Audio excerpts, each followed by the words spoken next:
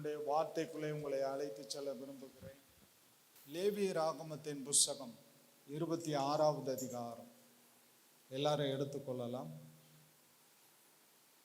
லேவியராகமத்தின் புஸ்தகம் 26வது அதிகாரம் முதல் 8 வசனங்களை வாசிக்கலாம். கர்த்தர் சொல்கிறார், நீங்கள் உங்களுக்கு விக்கிரகங்களையும் சுரூபங்களையும் உண்டாக்காமலும் உங்களுக்கு சிலையை நிறுத்தாமலும் சித்திரம் தீர்த்த கல்லை நமஸ்கரிக்கும் பொருட்டு உங்கள் தேசத்தில் வைக்காமலும் இருப்பீர்களாக. நான் உங்கள் தேவனாகிய கர்த்தர் என் ஓய்வு நாட்களை ஆசரித்து என் பரிசுத்த ஸ்தலத்தை குறித்து பயபக்தியாய் இருப்பீர்களாக. நான் கர்த்தர். நீங்கள் என் கட்டளைகளின்படி நடந்து என் கற்பனைகளை கைக்கொண்டு அவைகளின்படி செய்தால் நான் ஏற்ற காலத்தில் உங்களுக்கு மழை பெய்ய பண்ணுவேன். பூமி தன் பலனையும் வெளியில் உள்ள மரங்கள் தங்கள் கனியையும் கொடுக்கும். திராட்சை பழம் பறிக்கும் காலம் வரைக்கும் போரடிப்பு காலம் இருக்கும். விதைப்பு காலம் வரைக்கும் திராட்சை பழம் பறிக்கும் காலம் இருக்கும். நீங்கள் உங்கள் அப்பத்தை திருப்தியாய் சாப்பிட்டு உங்கள் தேசத்தில் சுகமாய் குடியிருப்பீர்கள். தேசத்தில் சமாதானம் கட்டளையிடுவேன். தத்தளிக்க பண்ணுவார் இல்லாமல் படுத்துக் கொள்வீர்கள். துஷ்ட மிருகங்களை தேசத்தில் இராதபடிக்கு ஒழிய பண்ணுவேன். பட்டயம் உங்கள் தேசத்தில் உலாவுவதில்லை. உங்கள் சத்துருக்களை துரத்துவீர்கள். அவர்கள் உங்கள் முன்பாக பட்டயத்தால் விழுவார்கள். உங்களில் 5 பேர் 100 பேரை துரத்துவார்கள். 5 பேர் 100 பேரை துரத்துவார்கள். 100 பேர் 10,000 பேரை துரத்துவார்கள். 100 பேர் 10,000 பேரை துரத்துவார்கள். உங்கள் சத்துருக்கள் உங்களுக்கு முன்பாக பட்டயத்தால் விழுவார்கள். தலைகளை வணங்கி ஜெபிக்கலாம். எங்களை நேசிக்கிற நல்ல தகப்பனே, நன்றி அப்பா. இந்த வாரத்துக்கு நீர் கொடுத்த திருவசனத்துக்காய் கர்த்தரை ஸ்தோத்திரிக்கிறேன். ஆவியானவர் பிள்ளைகளோடு பேசுவீராக. ஆராதனை முடிந்ததும் திருவிருந்த ஆராதனை இருக்கிறது. ஒவ்வொரு பிள்ளைகளும் ஆயத்தத்தோடு ஜெபத்தோடு வந்திருக்கிறாங்க. பிள்ளைகளை ஆசீர்வதி. இந்த வார்த்தைகள் பிள்ளைகளுக்கு ஆசீர்வாதமாய் அமையட்டும். இயேசுவின் நாமத்தில் ஜெபிக்கிறோம் பிதாவே, ஆமென். லேவியராகமம் 26:1 கர்த்தர் சொல்கிறார். வாசிக்கலாம். விக்கிரகங்களையும் சுரூபங்களையும் உண்டாக்காமலும் உங்களுக்கு சிலையை நிறுத்தாமலும் சித்திரம் தீர்த்த கல்லை நமஸ்கரிக்கும் பொருட்டு உங்கள் தேசத்தில் வைக்காமலும் இருப்பீர்களாக.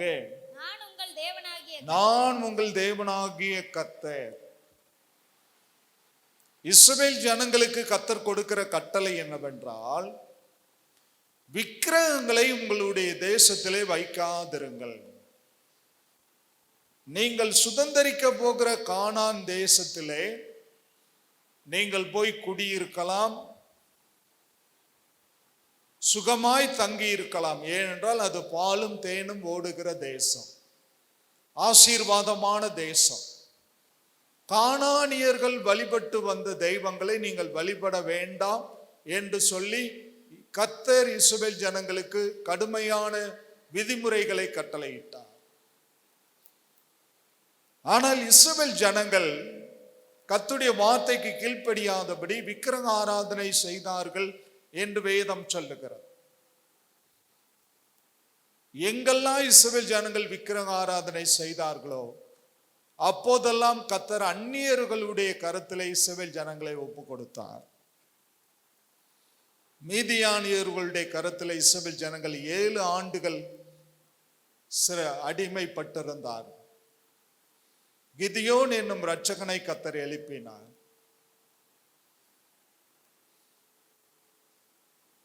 அவங்க மீதியானியர்கள் வெட்டுக்கிளிகளை போல வருவார்கள், திரளா. எப்பொழுது வருவாங்கன்னா, விதைக்கிற நேரத்துல வரமாட்டாங்க. இஸ்ரவேல் ஜனங்கள் அறுவடை செய்ய விதைத்து காத்திருந்து அறுவடை செய்ய காத்திருக்கிற நேரத்தில் வெள்ளாமையெல்லாம் அழித்து போட்டு உடமையெல்லாம் பறித்து கொண்டு செல்வார்.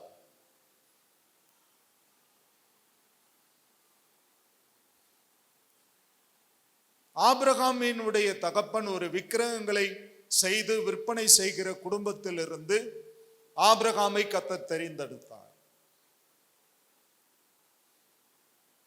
அவனுடைய குலத்தொழில் என்ன?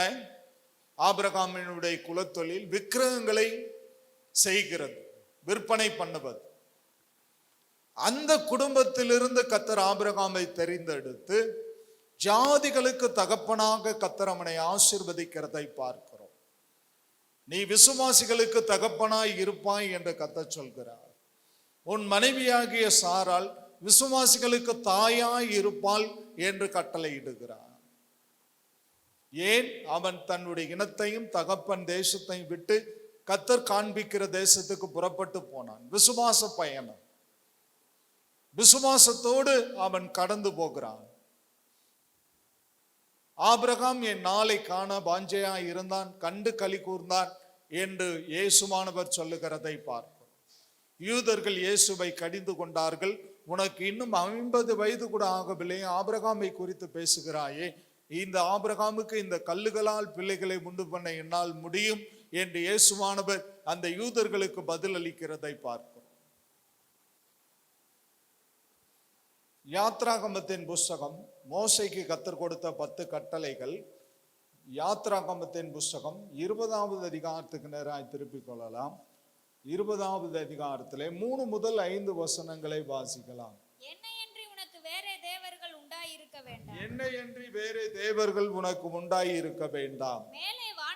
மேலே வானத்திலும் கீழே பூமியிலும் பூமியின் கீழ் தண்ணீரிலும் உண்டாயிருக்கிறவைகளுக்கு ஒப்பான ஒரு சொரூபத்தை ஆகிலும் யாதொரு விக்கிரகத்தை ஆகிலும் உனக்கு உண்டாக்க வேண்டாம். நீ அவைகளை நமஸ்கரிக்கவும் சேவிக்கவும் வேண்டாம். உன் தேவனாகிய கர்த்தராய் இருக்கிற நான் எரிச்சலுள்ள தேவனாய் இருந்து வாசிக்கலாம். நான் எரிச்சலுள்ள தேவனாய் இருந்து என்னை பகைக்கிறவர்களை குறித்து பிதாக்களுடைய அக்கிரமத்தை பிள்ளைகளிடத்தில் 3ஆம் 4ஆம் தலைமுறை மட்டும் விசாரிக்கிறவனாய் இருக்கிறேன். கர்த்தர் சொல்கிறார், என்னையன்றி உனக்கு வேறு தேவர்கள் உண்டாய் இருக்க வேண்டாம்.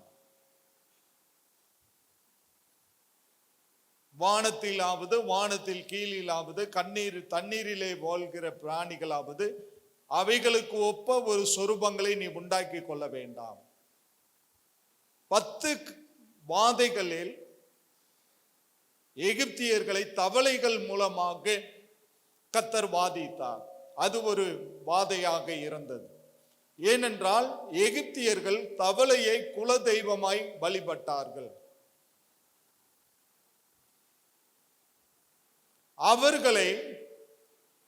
அவர்களுடைய தெய்வங்கள் மூலமாக தண்டித்தார் கர்த்தர்.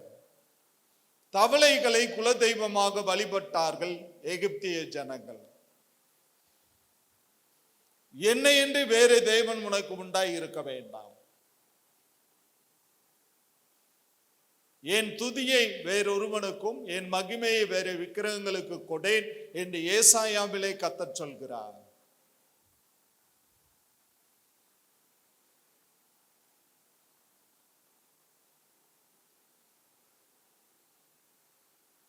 பதான் அராமில் இருந்து யாக்கோபு புறப்பட்டு வருகிறார். லாபான்ட்ட சொல்லல. 10 முறை சம்பளத்தை மாத்தினார் லாபான். பொறாமை கொண்டான். கர்த்தர் அவனை ஆசீர்வதித்தார். யாக்கோபை 2 பரிவாரங்களுக்கு தலைவனாய் கர்த்தர் மாற்றினார்.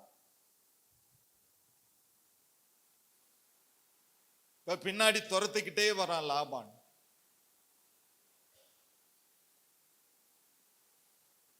எதுக்காக என்ன துரத்திட்டு வர்றீங்க? என்னுடையதை எல்லாம் நீ எடுத்துக்கொண்டு செல்கிறாயே. என்னுடைய பிள்ளைங்க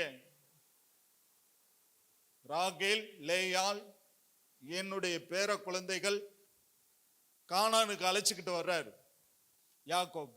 மலியில மறிமறைக்கிறார் லாபான். என்னுடைய விக்கிரகங்களை, ராகேல் விக்கிரகங்களை, தகப்பனுடைய விக்கிரகங்களை எடுத்துக்கொண்டு வருகிறார். லாபான் ஒரு விக்கிரக ஆராதனைக்காரன்.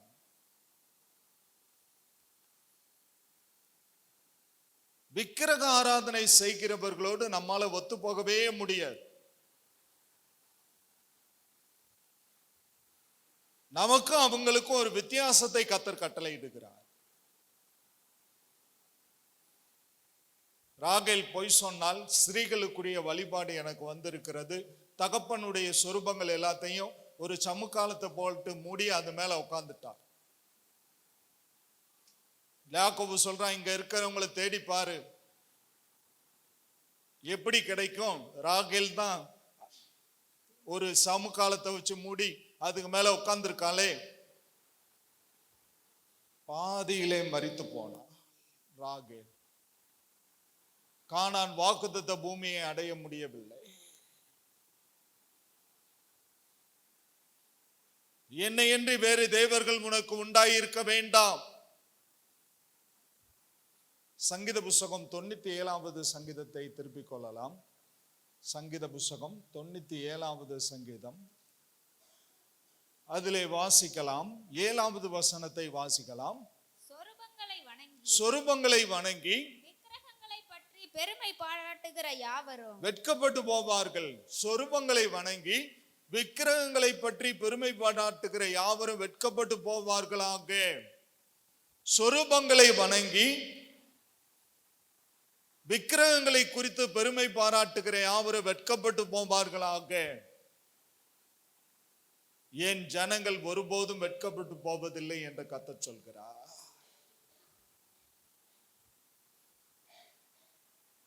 ரெண்டா பிரிக்கிறோம். விக்கிரகங்களை வழிபடுகிறவர்கள் வெட்கப்படுவார்கள், தேவனை வழிபடுகிறவர்கள் ஒரு நாள் வெட்கப்படவே மாட்டார். ஏன்? அவர்கள் ஜீவனுள்ள தேவனை ஆராதனை செய்கிறார். ஒரு கல்லையோ மரத்தையோ அவர்கள் ஆராதனை செய்யவில்லை. ஜீவனுள்ள தேவனை அவர்கள் ஆராதனை செய்கிறார்கள். அதிலேயே 9வது வசனத்தை வாசிக்கலாம். அதே அதிகாரத்திலே, கர்த்தாவே பூமி முழுவதுக்கும் நீர் உன்னதமானவர். கர்த்தாவே பூமி முழுவதுக்கும் நீர் உன்னதமானவர். எல்லா தேவர்களிலும் நீரே மிகவும் உயர்ந்தவர். எல்லா தேவர்களிலும் நீரே மிகவும் உயர்ந்தவர்.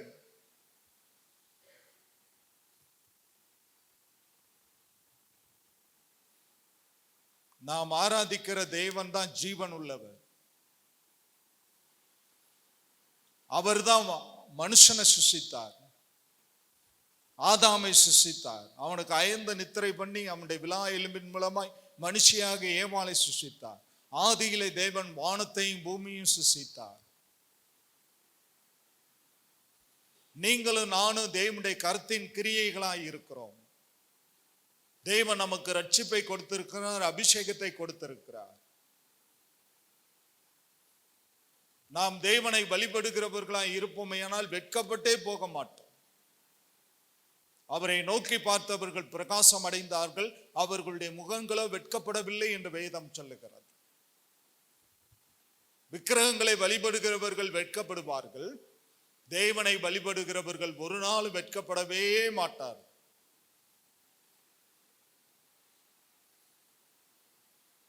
அவரை நோக்கி பார்த்தவர்கள் பிரகாசம் அடைந்தார்கள், அவர்களுடைய முகங்களோ வெட்கப்படவில்லை என்று வேதம் சொல்லுகிறது. எல்லா தேவர்களிலும் மிகவும் உயர்ந்தவர், துதிக்கு பாத்திரர், ஆராதனைக்குரியவர் என் தெய்வம் இயேசு.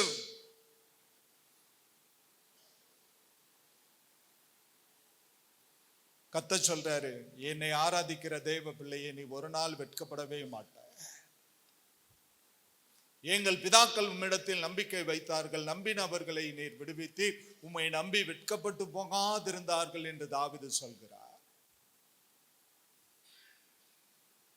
எங்கள் பிதாக்கள் உம்மிடத்தில் நம்பிக்கை வைத்தார்கள், நம்பினவர்களை நீர் விடுவித்தீர், உம்மை நம்பி வெட்கப்பட்டு போகாதிருந்தார்கள்.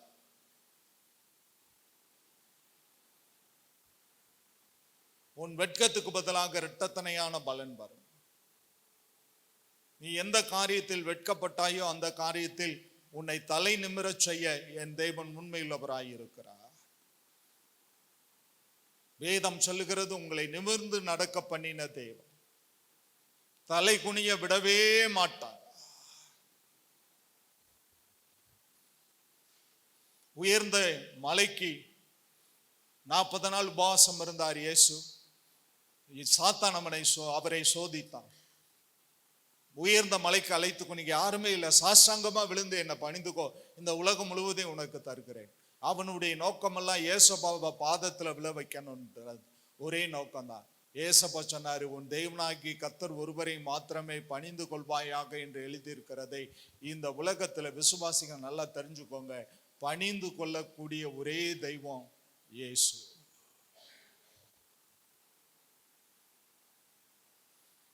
நாம் பணிந்து கொள்ள வேண்டிய ஒரே தெய்வம் இயேசு. அவரை தவிர யார் முன்னாடியும் நாம் முழங்கால் படியிட வேண்டும் என்ற அவசியம் இல்லை. ஆனால் தேவனுக்கு முன்பாக பணிந்து குனிந்து முழங்கால் படியிட கடவோம் வாருங்கள் என்று சங்கீதத்திலே வாசிக்கிறோம். பயபக்திக்குரியவர் என்னுடைய தெய்வன், பணிந்து கொள்ள பாத்திரர் என்னுடைய தெய்வன். ஏன்? அவர் பரிசுத்தர். Holy God. நான் பரிசுத்தர் ஆகையால் நீங்களும் பரிசுத்தராய் இருங்கள் என்று வேதம் சொல்லுகிறது. என்னை என்று வேறு தேவர்கள் உங்களுக்கு உண்டாய் இருக்க வேண்டாம். லேவியராகமம் ஏசாயாவின் புஸ்தகம் 42வது அதிகாரத்துக்கு நேராக திருப்பிக் கொள்ளலாம். ஏசாயாவின் புஸ்தகம் 42வது அதிகாரம் வாசிக்கலாம். 17வது வசனத்தை வாசிக்கலாம். சித்திர வேலையான விக்கிரகங்களை நம்பி வார்ப்பிக்கப்பட்ட சுரூபங்களை நோக்கி நீங்கள் எங்கள் தேவர்கள் என்று சொல்லுகிறவர்கள் பின்னடைந்து மிகவும் வெட்கப்படுவார்கள்.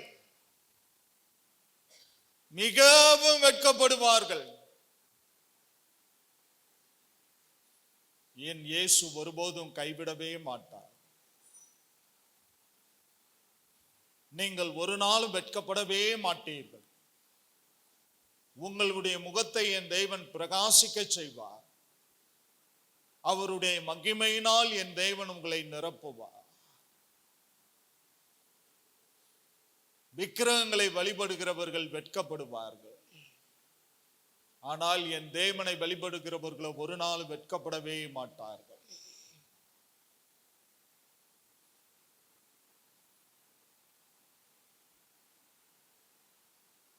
இருளிலே வாழ்கிற ஜனங்களை வெளிச்சத்துக்கு நேராய் அழைத்து கொண்டு வருவதுதான் தேவ பிள்ளைகளின் கடமை. ஜனங்கள் இருளில் வாழ்கிறார்கள், அறியாமையில் வாழ்கிறார்கள், விக்கிரகங்களை வழிபட்டு கொண்டிருக்கிறார்கள்.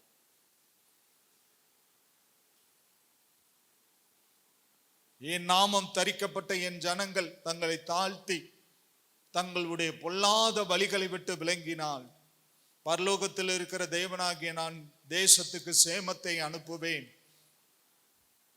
தங்களுடைய பொல்லாத வழிகளை விட்டு விலகினால், சங்கீதம் 128:1, கர்த்தருக்கு பயந்து அவர் வழிகளில் நடக்கிறவன் எவனோ அவன் பாக்கியவான். அவர் வழிகளில், தேவன் நமக்கு நியமித்திருக்கிற வழிகளில் நாம் நடந்து செல்ல வேண்டும். மனுஷனுக்கு செம்மையாய் தோன்றுகிற வழிகள் உண்டு, அதன் முடிவோ மரண பலிகள். நீதிமொழிகளை வாசிக்கிறோம். தேவனுடைய நடத்துதலுக்கு நாம் பரிபூர்ணமாய் ஒப்பு கொடுக்கிறவர்களாக இருக்க வேண்டும்.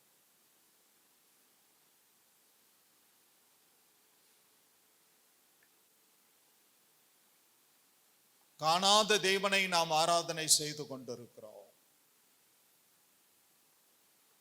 நமக்குள்ளே பரிசுத்த ஆவியானவர் இருக்கிறார்.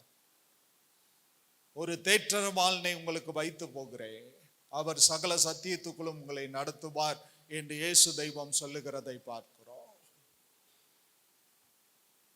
ஹோலி ஸ்பிரிட், பரிசுத்த ஆவியானவர் எங்கு செல்ல வேண்டும், என்ன சொல்ல வேண்டும், வழி நடத்தும் ஆவியானவர். உம் விருப்பம் இல்லாத இடங்களுக்கு செல்லாமல் தடுத்து நிறுத்தும் ஆவியானவர், பரிசுத்த ஆவியானவர்.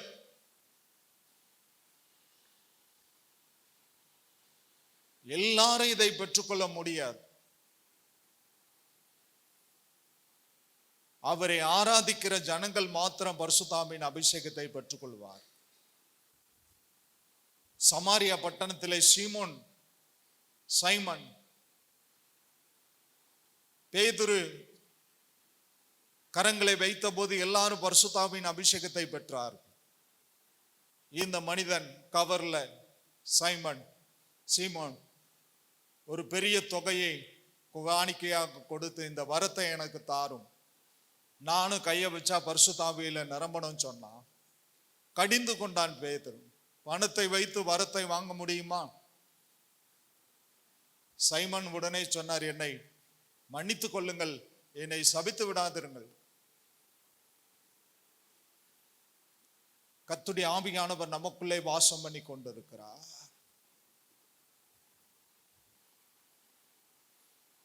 தேவனுடைய ஆவியானவர், விக்கிரகங்களுக்குள்ளே ஆவி இல்லை, அது பேசாது, கண்ணிருந்தும் அதால் பார்க்க முடியாது. என் தெய்வம் உன்னை நடத்தி கொண்டிருக்கிறார், உனக்கு ஆலோசனை சொல்லுகிறார், உன்னோடு பேசுகிறார், உன்னுடைய தேவைகளை சந்திக்கிறார்.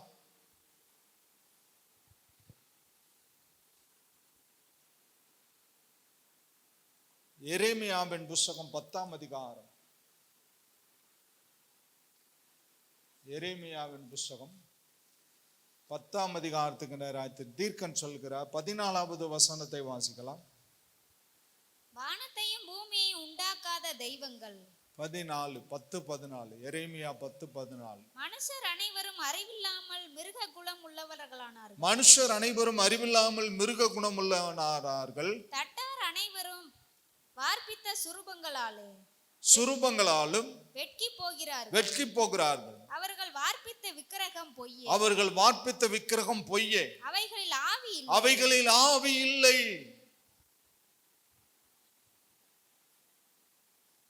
அவர்கள் வார்ப்பித்த விக்கிரகங்கள் அனைத்தும் பொய்யே.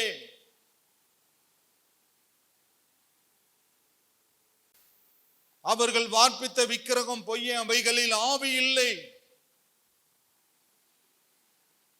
ஹோலி ஸ்பிரிட் இல்ல.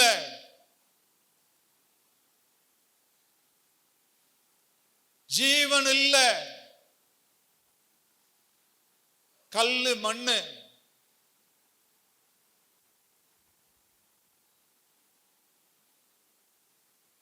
என் தேவன் ஜீவன் உள்ளவன் சொல்றவங்க கரங்களை தட்டி கர்த்தருடைய நாமத்தை நல்ல கையை தட்டி praise the Lord. Hallelujah. Hallelujah.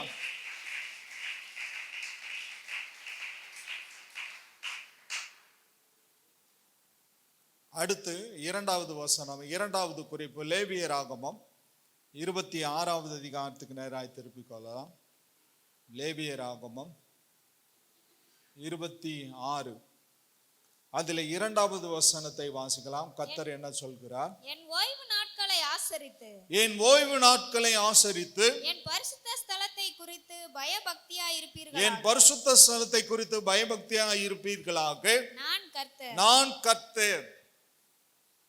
ஓய்வு நாட்களை ஆசரித்து என் பரிசுத்த ஸ்தலத்தை குறித்து பயபக்தியாய் இருப்பீர்களாக நான் கர்த்தர்.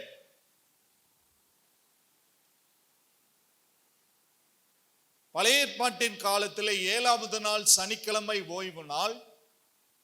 புதிய ஏற்பாட்டின் காலத்திலே நமக்காய் மரித்து உயிர்த்தெழுந்த இயேசு கிறிஸ்து உயிர்த்தெழுந்த வாரத்தின் முதல் நாள் ஞாயிற்றுக்கிழமை ஓய்வு நாள்.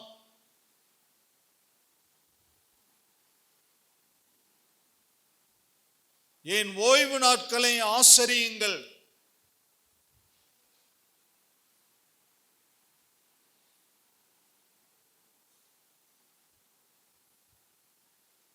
யாத்ராகமத்தின் புஸ்தகம் 20வது அதிகாரத்துக்கு நேராய் திருப்பிக் கொள்ளலாம்.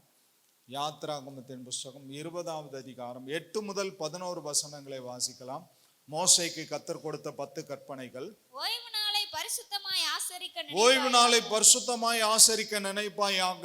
6 நாளும் நீ வேலை செய்து உன் கிரியைகளை எல்லாம் நடப்பிப்பாயாக. 7ஆம் நாளோ உன் தேவனாகிய கர்த்தருடைய ஓய்வு நாள். அதிலே நீயானாலும் உன் குமாரனானாலும் உன் குமாரத்தி குமாரத்தியானாலும் உன் வேலைக்காரனானாலும் வேலைக்காரியானாலும் உன் மிருக ஜீவனானாலும் உன் வாசல்களில் இருக்கிற அந்நியனானாலும் யாதொரு வேலையும் செய்ய வேண்டாம். அடுத்த வசனம், கர்த்தர் 6 நாளைக்குள்ளே 6 நாளைக்குள்ளே வானத்தையும் பூமியையும் சமுத்திரத்தையும் அவைகளுள்ள எல்லாவற்றையும் உண்டாக்கி 7ஆம் நாளிலே 7ஆம் நாளிலே ஓய்ந்திருந்தார். ஆகையால் கர்த்தர் ஓய்வு நாளை ஆசீர்வதித்து ஆகையால் கர்த்தர் ஓய்வு நாளை ஆசீர்வதித்து அதை பரிசுத்தமாக்கினார். கர்த்தர் என்ன சொல்றாரு? 6 நாள் நல்லா வேலை செய்யுங்க, ஹார்ட் ஒர்க் பண்ணுங்க, நல்லா உழைங்க, நல்லா சம்பாதிங்க, சேர்த்து வைங்க, நல்லா ஒர்க் பண்ணுங்க. வேதம் அதற்கு உழைப்பதற்கு எதிரான கருத்துக்களை வேதம் சொல்லவே இல்லை. நல்லா உழைங்கன்னு தான் வேதம் சொல்லுது. சோம்பேறியை பார்த்து சாலமோன் ராணி சொல்ல எறும்ப பாருன்னு சொல்றாரு. அந்த எறும்பிட்ட என்ன கற்றுக்கொள்ள வேண்டி இருக்கு? மாரி காலத்துக்கு தேவையான ஆகாரத்தை கோடை காலத்திலே சேர்த்து வைக்கிறது. ஏன்?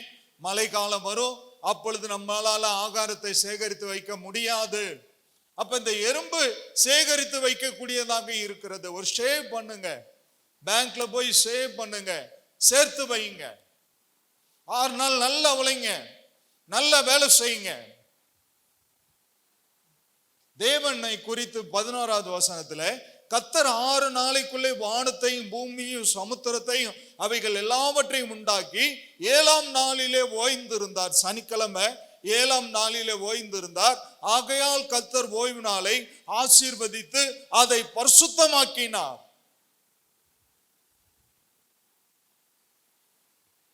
வாரத்தின் முதல் நாள் புதிய ஏற்பாட்டின்படி ஏசப்பா வெள்ளிக்கிழமை மரித்தார், புனித வெள்ளி, குட் ஃப்ரைடே. 3வது நாள் முதல் நாள், வாரத்தின் முதல் நாள் இயேசு உயிர் தெழுந்தார்.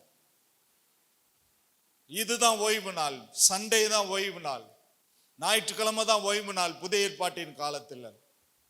நம்முடைய சிவகாசி பட்டணத்துல பொதுவா சீசன் நேரத்துல பிள்ளைங்களால கொஞ்சம் வர முடியாது. அப்புறம் துஷ்டி ஆச்சுன்னா வர முடியாது. முக்கியமான திருமணமானால் வர முடியாது.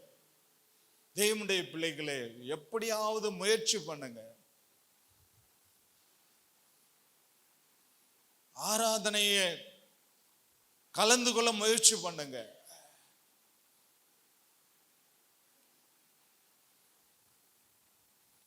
அதே அதிகாரம் 26ல அடுத்த வசனம், அதை வாசிங்க, நல்லா வாசிங்க. 2வது வசனத்தை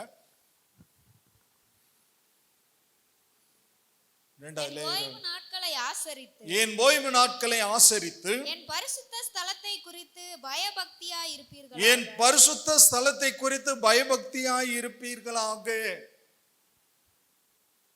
ஆலயத்தை குறித்து பயபக்தியாய் இருப்பீர்களாக. என்னுடைய பரிசுத்த ஸ்தலத்தை குறித்து பயபக்தியாய் இருப்பீர்களாக. ஆலயத்துக்கு வெளியே இருக்கிறது ஒரு அனுபவம், சபைக்குள்ள இருக்கிறது ஒரு அனுபவம். ஆலயத்துக்குள்ள வந்துட்டா ஒரு ஃபியர், ஒரு பயம். என் பரிசுத்த ஸ்தலத்தை குறித்து பயபக்தியாய் இருப்பீர்களாக. பசங்க பண்ணிக்கிட்டு இருக்கும் போதே செல்போன்ல இருந்த ஒரு ரிங் வரும், ஆஃப் பண்ணிருங்க.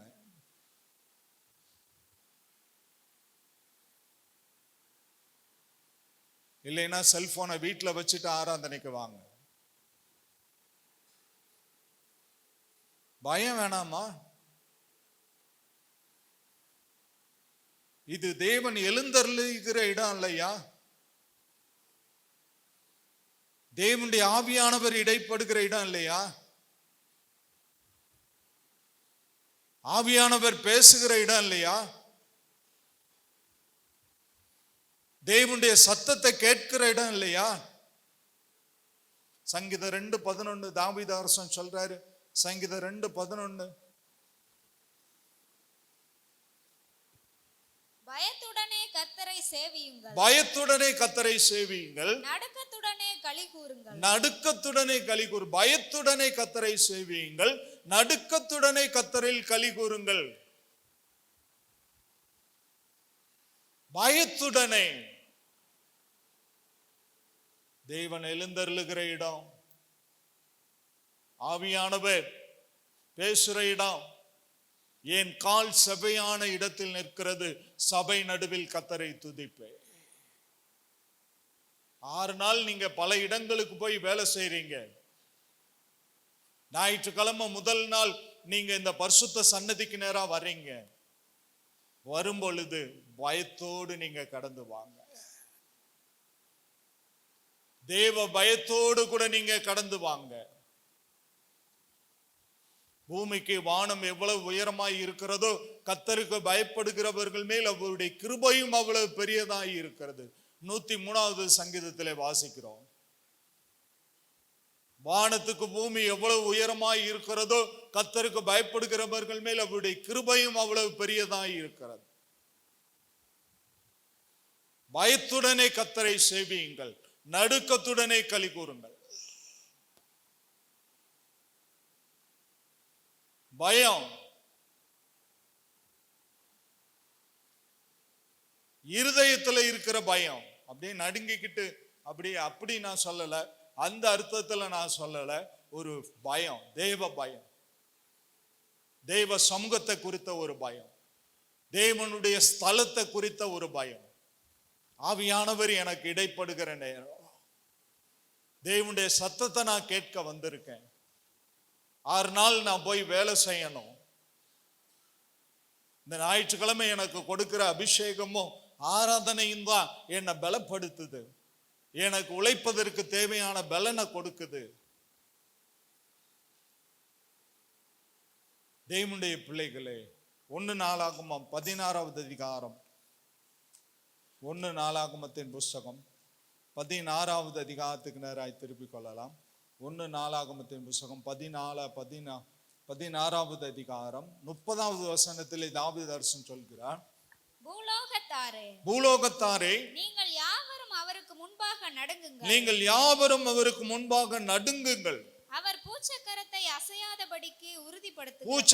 அசையாதபடிக்கு உறுதிப்படுத்துகிறார். பூலோகத்தாரே, நீங்கள் யாவரும் அவருக்கு முன்பாக நடுங்குங்கள். நான் சொல்லலங்க, வேதம் சொல்றத நான் சொல்றேன். பூலோகத்தாரே, நீங்கள் யாவரும் அவருக்கு முன்பாக நடுங்குங்கள்.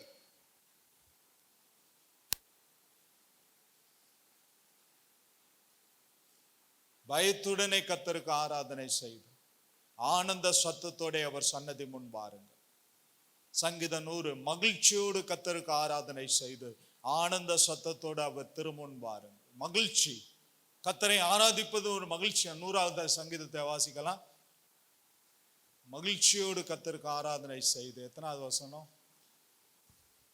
ஆனந்த சத்தத்தோடு அவர் சன்னதி முன் வாருங்கள். 2வது வசனம், மகிழ்ச்சியோடு கர்த்தருக்கு ஆராதனை செய்து ஆனந்த சத்தத்தோட அவர் சன்னதி முன் வாருங்கள். பாடல் பாடுகிற பொழுது நல்ல வாயை திறந்து சத்தமா பாடுங்க. சத்தமாய் பாடி சத்துருவை சங்கிலியால் கட்டுவோம். நித்தம் நித்தம் கர்த்தர் நாமம் பாடி உயர்த்திடுவோம். நீங்க சத்தமா பாட பாட சத்துரு உங்கள் வீட்டின் எல்லையில் அப்பாற்பட்டு ஓடி போகிறான். உங்கள் எல்லையிலே அவனால நிற்க முடியாது. நீங்க ஆராதனை செய்து பாருங்க. ஆராதனை வீரனுக்கு ப்ரமோஷன் நிச்சயம்னு ஃபாதர் பாடினபடி, யாரெல்லாம் வர்ஷிப் பண்றீங்களோ, யாரெல்லாம் கர்த்தரை துதிக்கிறீங்களோ, கர்த்தரை ஆராதனை செய்கிறீங்களோ, அவங்களுக்கு ஒரு உயர்வை தேவன் வைத்திருக்கிறார். ஒரு ஆசீர்வாதத்தை என் தேவன் வைத்திருக்கிறார்.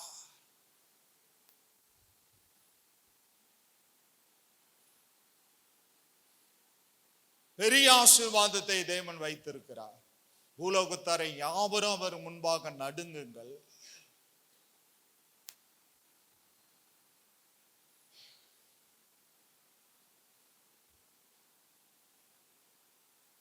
தேவனுடைய பிள்ளைகளே, பயத்தோடு கர்த்தருக்கு ஆராதனை செய்ய வேண்டாம். நடுக்கத்தோடு அவருடைய திரு சமூகத்துக்கு கடந்து வர வேண்டும். சங்கீதம் 93வது சங்கீதம்,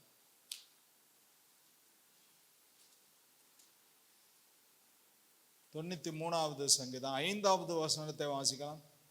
உமது சாட்சிகள் மிகவும் உண்மையுள்ளவைகள். உண்மையுள்ளவைகள். கர்த்தாவே பரிசுத்தமானது. கர்த்தாவே பரிசுத்தமானது. நித்திய நாளாக. நித்திய நாளாக. உமது ஆலயத்தின் அலங்காரமாய் இருக்கிறது. பரிசுத்தமானது நித்திய நாளாக உமது ஆலயத்தின் அலங்காரமாய் இருக்கிறது. இன்னைக்கு ஊழியக்காரங்களுக்குள்ள காணப்படுறது, என் சபையை அழகா வைக்கணும்,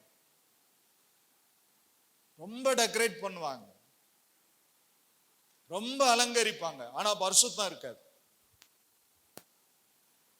பரிசுத்தம் இல்லாம ஆலயத்தை எவ்வளவுதான் அலங்காரம் வச்சாலும் ஆவியானவர் இறங்க மாட்டார்.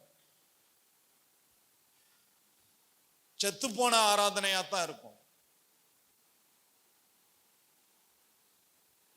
வேதம் சொல்லுது, பரிசுத்தமானது நித்திய நாளாகும் போது ஆலயத்தின் அலங்காரமாய் இருக்கிறது. சங்கீதத்திலே வாசிக்கிறோம், பரிசுத்த அலங்காரத்துடனே கர்த்தரை தொழுது கொள்ள.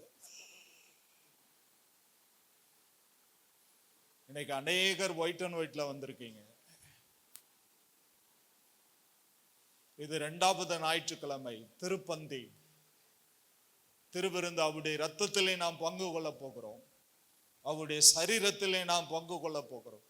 ஆகினால நீங்க எல்லாம் ஒயிட்ல வந்திருக்கீங்க, வெள்ளை வஸ்திரத்துல வந்திருக்கீங்க. பரிசுத்தமானது நித்திய நாளாகும் அது ஆலயத்தின் அலங்காரமாய் இருக்கிறது. பயபக்தியோடு கூட எல்லா 2 கரங்களை வைத்து கர்த்தரை ஸ்தோத்திரம் பண்ணலாம். சற்று எல்லா 2 கரங்களை, எல்லாரும் 2 கரங்களை வைத்து கர்த்தரை ஸ்தோத்திரம் பண்ணலாம். 2 கரங்களை வைத்து கர்த்தரை, எல்லா 2 கரங்களை வைத்து கர்த்தரை ஸ்தோத்திரம், எல்லாம் ஸ்தோத்திரம் பண்ணலாம். எல்லாரும் ஸ்தோத்திரம் பண்ணலாம், எல்லாரும் ஸ்தோத்திரம் பண்ணலாம். ஹல்லேலூயா.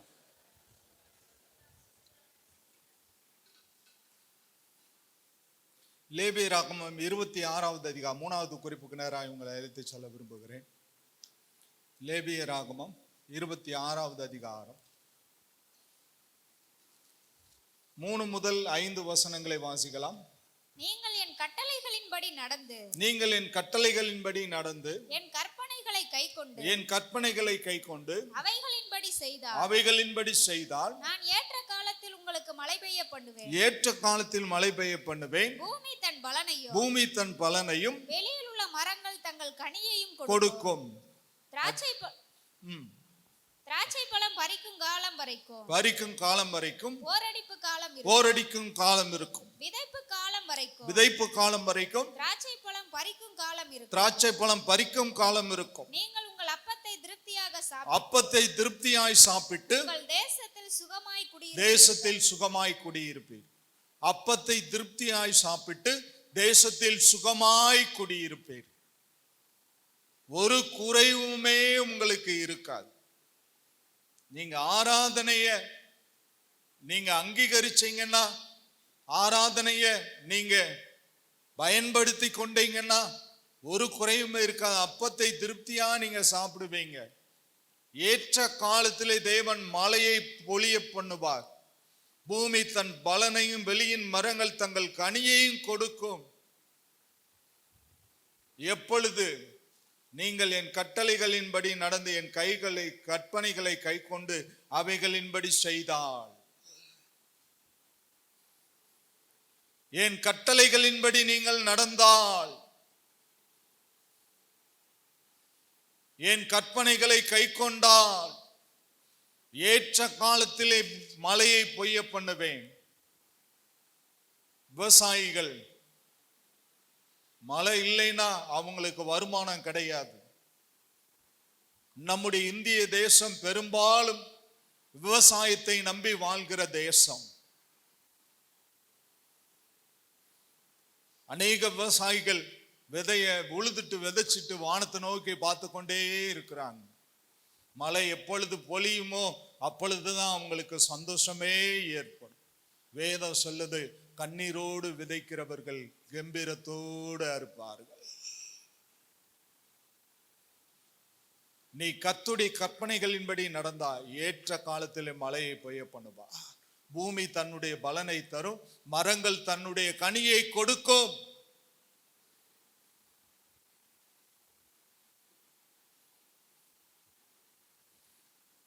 ஏற்ற காலத்தில் தேவன் மழையை பெய்ய பண்ணுவா.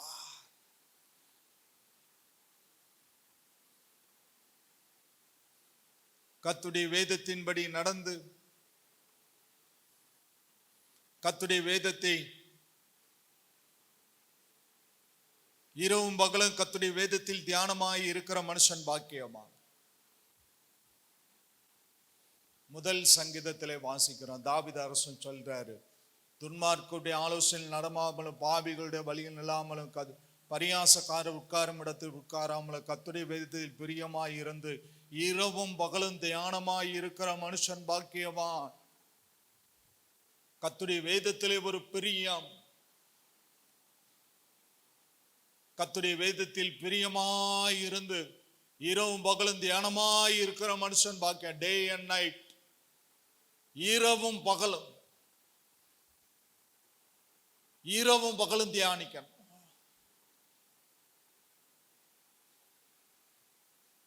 அவன் நீர்கால்களின் ஓரமாய் நடப்பட்டு தன் காலத்தில் தன் கனியை கொடுத்து இலையுதிராதிருக்கிற மரத்தை போல இருக்கிறான். அவன் செய்வதெல்லாம் வாய்க்கும். நீ கற்பனைகளின்படி நடந்தால், நீ வேத வசனத்தின்படி நீ நடந்தால் உனக்கு ஒரு குறைவும் இருக்காது. நீ செய்யறதெல்லாம் வாய்க்குங்க. நீ கையிட்டு செய்கிற தொழிலை கர்த்தர் ஆசீர்வதிப்பார். நீ கையிட்டு செய்கிற வேலையை ஆசீர்வதிப்பார். உன் அப்பத்தை கர்த்தர் ஆசீர்வதிப்பார். உன் தண்ணீரை நீ ஆசீர்வதிப்பார். நீ திருப்தியாய் சாப்பிட்டு, அப்பத்தை திருப்தியாய் சாப்பிட்டு தேசத்தில் சுகமாய் குடியிருப்பீர்கள். ஒரு குறையுமே இருக்காது. சங்கீதம் 119:1, கர்த்தருடைய வேதத்தின்படி நடக்கிற உத்தம மார்க்கத்தார் பாக்கியவான்கள். சங்கீதம் 112:1 ஒரு வசனம் ஆவியானவர் எனக்கு ஞாபகப்படுத்துறாரு. சங்கீதம் 112:1, கர்த்தருக்கு பயந்து அவருடைய கட்டளைகளில் மிகவும் பிரியமாய் இருக்கிற மனுஷன் பாக்கியவான்.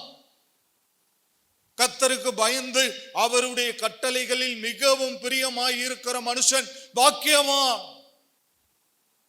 மிகவும் பிரியம். கர்த்தருக்கு பயந்து, கர்த்தருக்கு பயந்து அவருடைய கட்டளைகளில் மிகவும் பிரியமாய் இருக்கிற மனுஷன் பாக்கியமா. கர்த்தருடைய வேதத்தின்படி நடக்கிற உத்தம மார்க்கத்தார் பாக்கியவான்கள். அவர்கள் அநியாயம் செய்கிறதில்லை.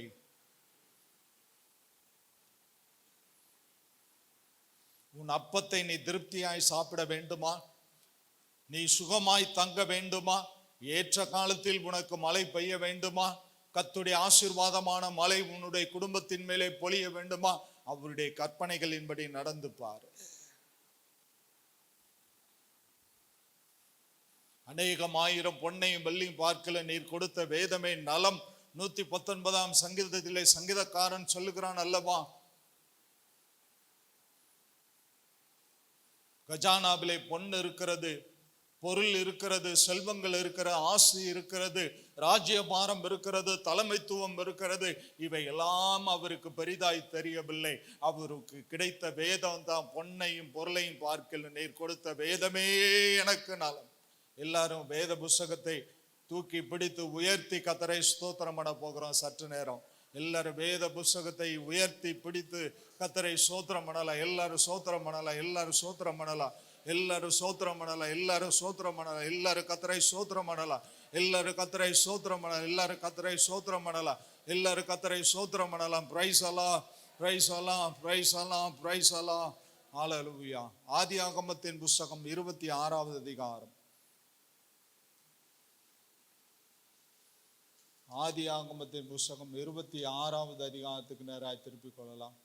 ஆதியாகமத்தின் புஸ்தகம் 26வது அதிகாரம். அதிலே 4-5 வசனங்களை வாசிக்கலாம். ஆபிரகாம் என் சொல்லுக்கு கீழ்ப்படிந்து என் விதிகளையும் என் கற்பனைகளையும் என் நியமங்களையும் என் பிரமாணங்களையும் கைக்கொண்டபடியினால் நான் உன் சந்ததியை வானத்தின் நட்சத்திரங்களைப் போல பெருக பண்ணி உன் சந்ததிக்கு இந்த தேசங்கள் யாவையும் தருவேன். உன் சந்ததிக்குள் பூமியில் உள்ள சகல ஜாதிகளும் ஆசீர்வதிக்கப்படும் என்றார்.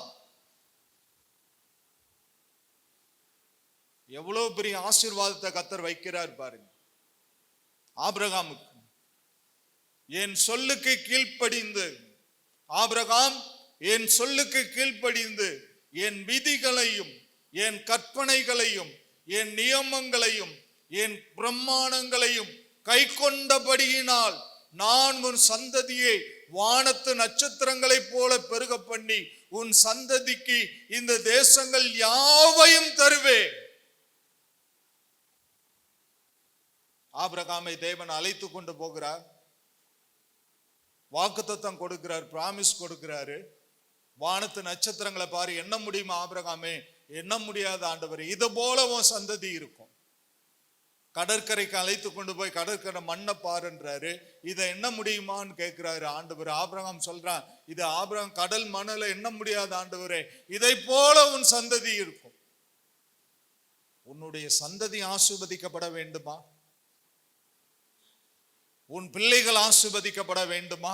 வேதம் சொல்லுது, ஆபிரகாம் என் சொல்லுக்கு கீழ்ப்படிந்து தகப்பனையும் தாயும் விட்டு நான் காண்பிக்கிற தேசத்துக்கு போன்னு சொன்ன போது ஆபிரகாம் கர்த்தருடைய வார்த்தைக்கு மட்டும் கீழ்ப்படிந்து புறப்பட்டு போனான்.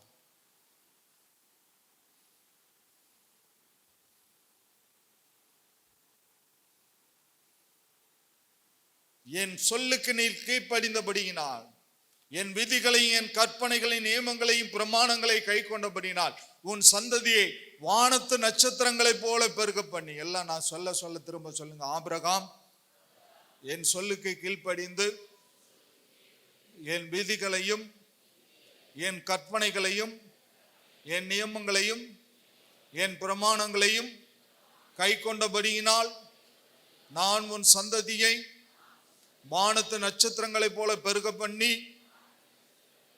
உன் சந்ததிக்கு இந்த தேசங்கள் யாவையும் தருவேன்.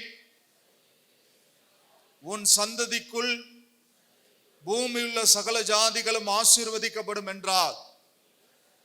எல்லாரும் கரங்களை தட்டி கர்த்தருடைய நாமத்தை மகிமைப்படுத்தலாம். Glory to God. Hallelujah. எல்லாரும் கரங்களை தட்டி கர்த்தருடைய நாமத்தை மகிமைப்படுத்தலாம். Praise the Lord. Praise the Lord. Praise the Lord. உபாகமத்தின் புஸ்தகம் 6ஆம் அதிகாரம். மோசே சொல்றாரு, 17 இருந்து 25 வசனம் வரை வாசிக்கலாம். 17 இருந்து 25. உன் தேவனாகிய கர்த்தர் உங்களுக்கு கற்பித்த அவருடைய கற்பனைகளையும் அவருடைய சாட்சிகளையும் அவருடைய கட்டளைகளையும் கருத்தாய் கைக்கொள்வீர்களாக. நீ நன்றாய் இருப்பதற்கும் கர்த்தர் உன் பிதாக்களுக்கு ஆணையிட்டு கொடுத்த நல்ல தேசத்தில் நீ பிரவேசித்து சுதந்தரிப்பதற்கும் கானானை சுதந்தரிப்பதற்கும் கர்த்தர் தாம் சொன்னபடி உன் சத்துருக்களை எல்லாம் உன் முகத்திற்கு முன்பாக துரத்தி விடுவதற்கும் நீ கர்த்தருடைய பார்வைக்கு செம்மையும் நன்மையுமாய் இருக்கிறதை செய்வாயாக. நாளைக்கு போதும். அடுத்த வசனம் 21. நீ உன் புத்திரனை நோக்கி நீ உன் அமைதி இல்லைன்னா என்ன செய்ய? கேரளாவிலே ஒரு பெரிய பங்களா வீட்டிலே ஒரு மனிதர் வாழ்ந்து கொண்டிருந்தார். அநேக வேலைக்காரர்கள் அவருக்கு இருந்தாங்க, மனைவி பிள்ளைங்க இருந்தாங்க. பக்கத்துல ஒரு ஓலை குடிசை. அந்த மனுஷனை போகும்போது வரும்போதுதான் இவர் பார்த்து கொண்டே இந்த மனைவி பிள்ளைகளோடு சந்தோஷமா வாழ்ந்து கொண்டிருந்தான். அவன்கிட்ட போய் ஒரு நாள் கேட்கணும்னு கேட்டேன், நீ எப்படிப்பா சந்தோஷமா இருக்க? எனக்கு எல்லாம் இருக்கு, வீடு இருக்கு, ஆஸ்தி இருக்கு, செல்வம் இருக்கு, ஆனா எனக்கு சமாதானம் இல்லை, சந்தோஷம் இல்லை. உலகம் தரக்கூடாத சந்தோஷத்தை சமாதானத்தை என் இயேசு எனக்கு கொடுத்திருக்கிறார்.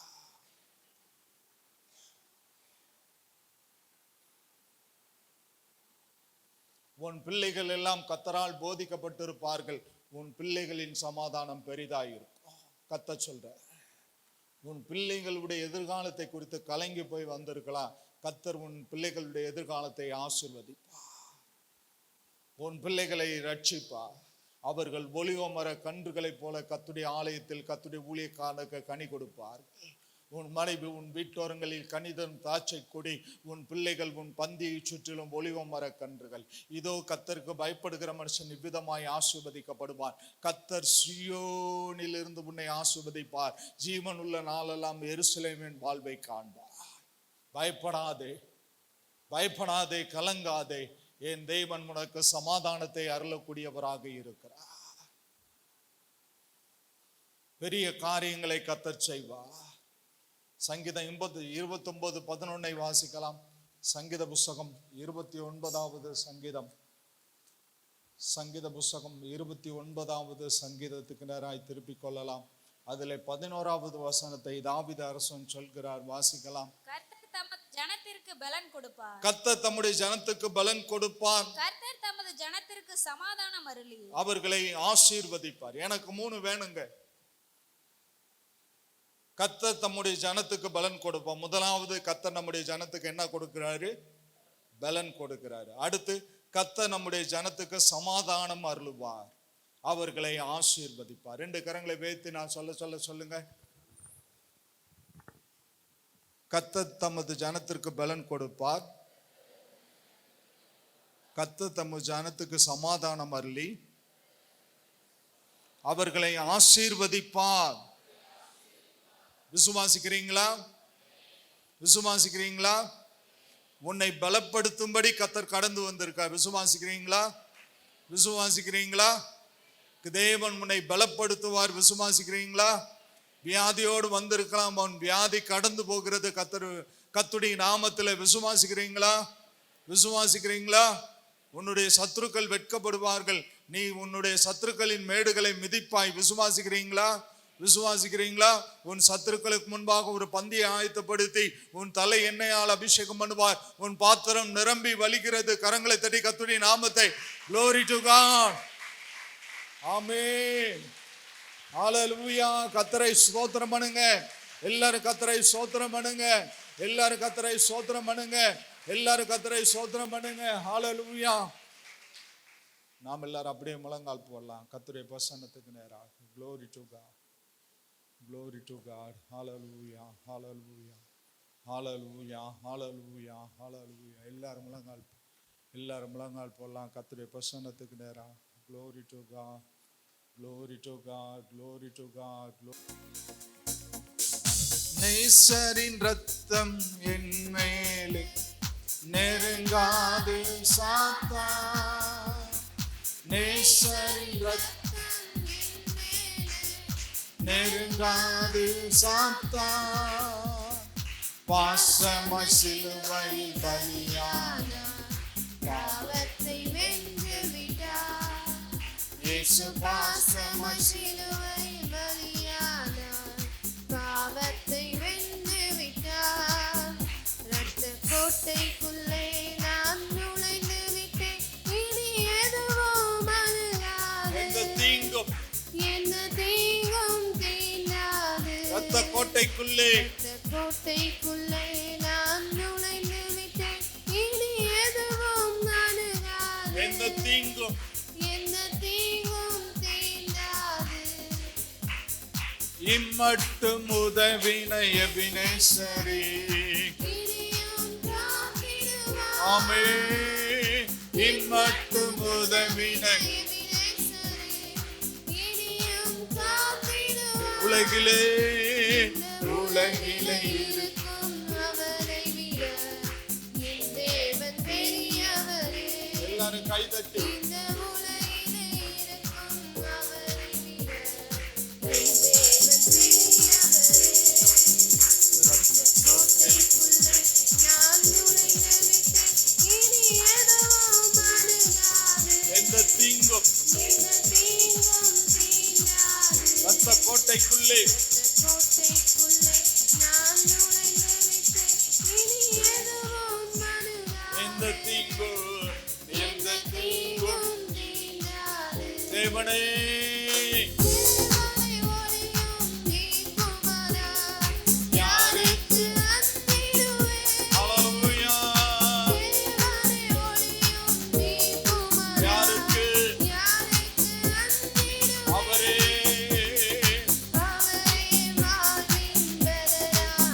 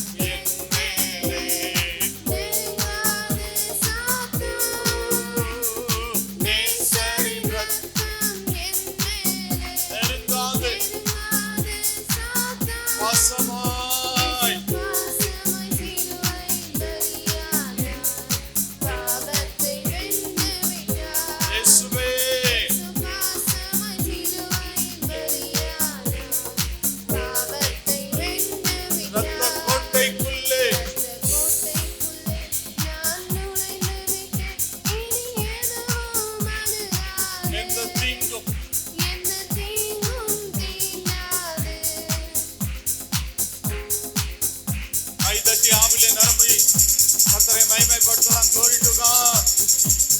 தேவனுக்கே மகிமை, தெய்வத்துக்கே மகிமை, தேடி வந்து மீட்டவரே தினம் உமக்கே மகிமை. ஓ தேவனே, உம்மை உயர்த்துகிறோம். எங்களை அபிஷேகியோ, எங்களை ஆட்கொள்ளோ. ஆவியானவரே, ஆவியானவரே, ஆவியானவரே, ஆவியானவரே, ஆவியானவரே, ஆவியானவரே, சமாதானம் கட்டளையிடு. சந்தோஷத்தை பெற்றுக்கொள்ள உம்முடைய இரட்சண்யத்தின் சந்தோஷத்தை திரும்ப எனக்கு தாரு. உம்முடைய இரட்சண்யத்தின் சந்தோஷத்தை திரும்ப எனக்கு தாரு. என்னை பலப்படுத்து, எனக்கு சமாதானம் தாரு, என்னை ஆசீர்வதியோ.